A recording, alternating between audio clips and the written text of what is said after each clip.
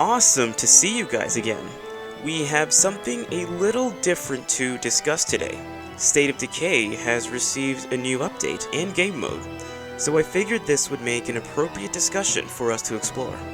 Come join us in the living room and we'll talk from there. Oh, excellent! I'm so happy to see you guys. Alright, so State of Decay has received an interesting update, but one that kind of caught me off guard.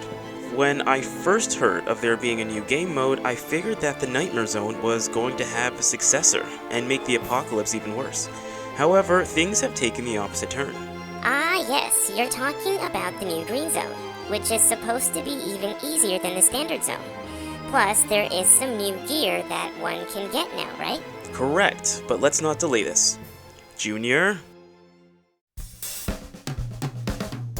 So there are a series of notes left behind to perfectly describe this new Green Zone. Much less damage received, stamina that never seems to end, special Zeds that have taken the scarcity pill, more resources per rucksack, and greater findings when scavenging. I have also noticed a series of other changes.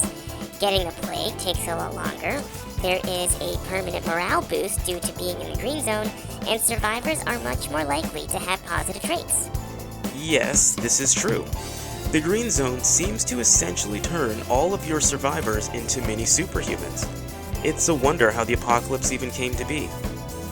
So anyways, breaking down the Green Zone some more, when it comes to base management, it is extremely lax in that building facilities takes much less resources, and there is less of a strain on one's consumed resource a day, particularly food. In fact, a single garden in the tutorial home with water access is enough to sustain the first 3 survivors, and when upgraded can create a surplus, even with more survivors. So it sounds like base management isn't much of a conversation at all. What about skills? From what I have observed with Junior's gameplay, survivors can maximize their skills in record time. Absolutely. Not to mention, 5th tier skill selection is not much of a priority anymore, but if one is completely new to the game and they wish to start on the Green Zone, I would still suggest, as per my past guides, to start with gardening, computers, and medicine. Otherwise, the gameplay is lax as can be, and there is very little sense in urgency or preparedness. To put things into perspective, I decided to challenge myself by taking on a Plague Heart with a melee weapon and managed to destroy it without any incendiaries, explosive tools, or backup with another survivor. Wow, you mean the other freak Zeds like Ferals, Screamers, Bloaters, and Juggernauts? Surely they are still quite a threat. To be absolutely honest, I have only found one Screamer outside of an infestation, but even their screams don't really attract much. Meanwhile, Juggernauts and Ferals seem to be taking notes from Waldo, despite traversing the map in search for them. But my guess is they have also become frail. Hostile humans are also nothing to worry about anymore. A melee weapon is all one will need to take them on, even if they are armed. Well, aside from how simple the mode was manufactured to be, what else is new alongside this new Green Zone update?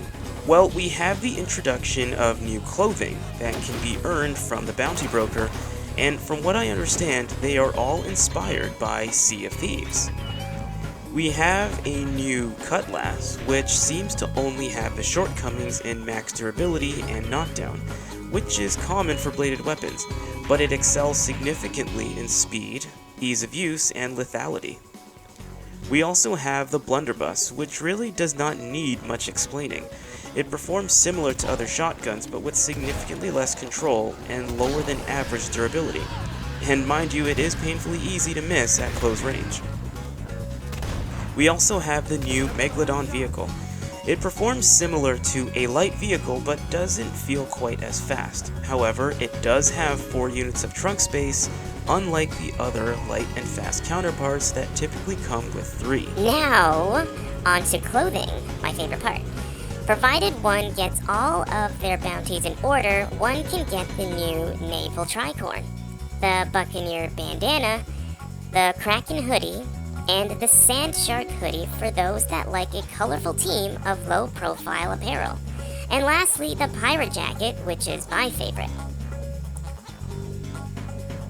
Now, the bounties for these can be somewhat annoying, and depending on the difficulty one is playing on, can be rather dangerous, such as blowing up a series of armored Zeds or eliminating a ridiculous amount of hordes.